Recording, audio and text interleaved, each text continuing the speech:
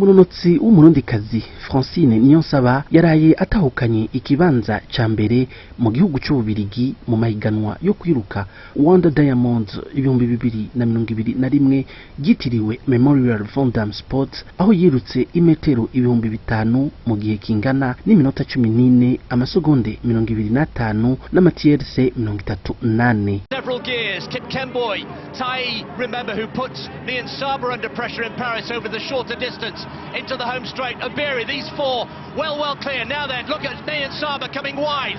Tai makes a break. Obiri, has she gone? I think she has. Now comes here Niyonsaba. Niyonsaba from lane 2 coming through.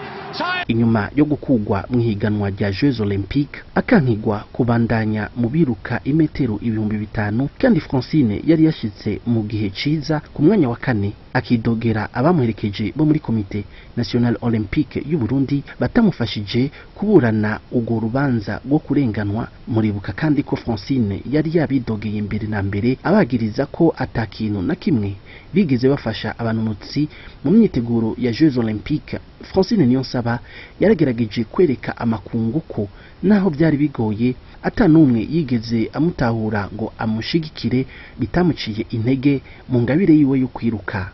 Umwanya muto inyuma ya Jeux Olympiques, Niyonsaba Francine yerekeje muri Leta Zunze Ubumwe za Amerika, aho yari yatumiwe mu higanwa ryo kwiruka, ihiganwa ryitiriwe Prefontaine Classic, aho Francine Niyonsaba yirutse imetero 2000 akabona umwanya wa mbere. My plan, I hope for it to be back here. It will be great in my career. Yeah, for sure. We'll be cheering for you. Thank you very much. So Francine, any fatigue feeling from coming back after the Olympics? I'm sorry. When I came from Olympics, it was hard.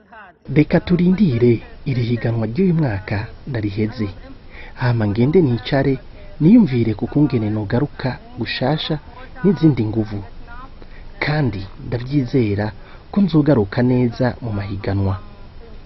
Igihe naza mvuye mu mahiganwa ya Olympique byari bigoye.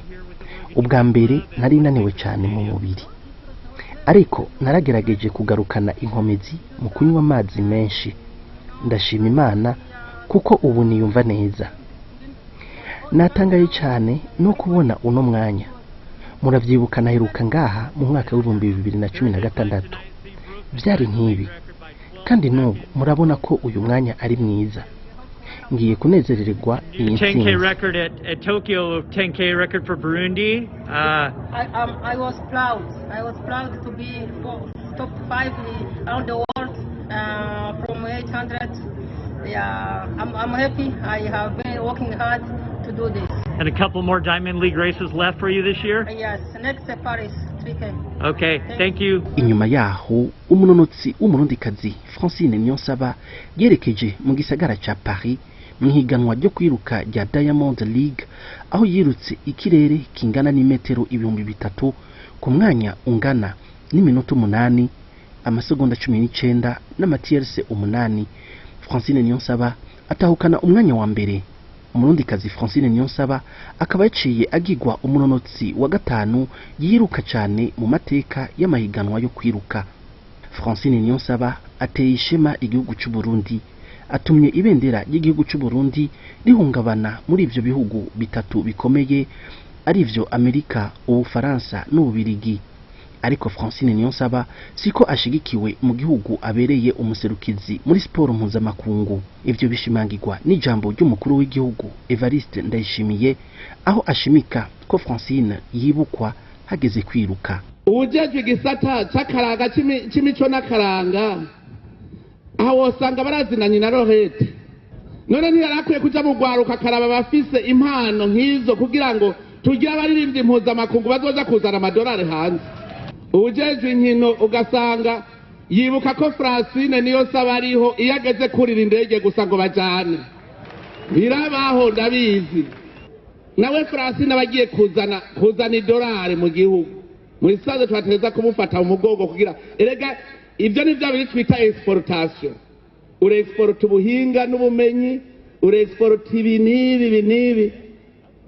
Jengere nabonye ingoma zikundwa ku isi, urazi nk'ubu woza exporting ingoma azirungika. Zozana amadolari menshi. je ndabizi. Ibintu byari bikwiye guhinduka. Francine Niyonsaba yarakwiye kuba umuntu w'agaciro kanini mu gihugu. Niyo nzahabu y'agaciro kw'isi yose iri kwiravugwa muri ico gisata c'ubunonotsi.